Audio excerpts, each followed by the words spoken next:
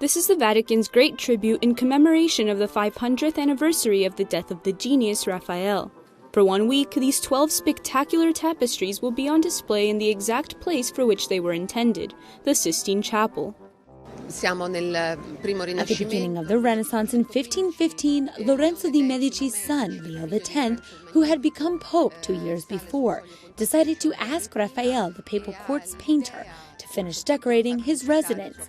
He also asked him to complete the marvelous catechetical message in the Sistine Chapel, which was his palace's main chapel. The idea was to complete the Sistine Chapel's religious message on some of the walls in which the fake drapes had been drawn in Sixtus IV's time. The completed message showed the transition from the Old Testament to the New Testament. Now they added the Acts of the Apostles, which corresponded to evangelization. Vatican Museum experts spent 13 hours working meticulously to hang these extremely delicate works exactly as Raphael would have done.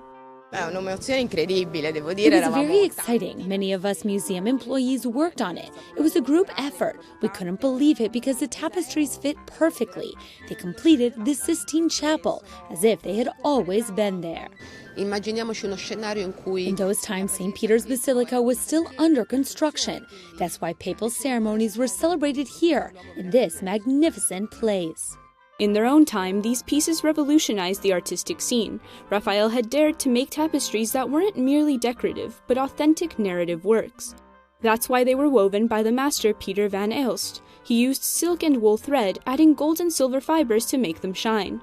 It's a spectacular work of art that, for a week, will transform the Sistine Chapel into Raphael's chapel.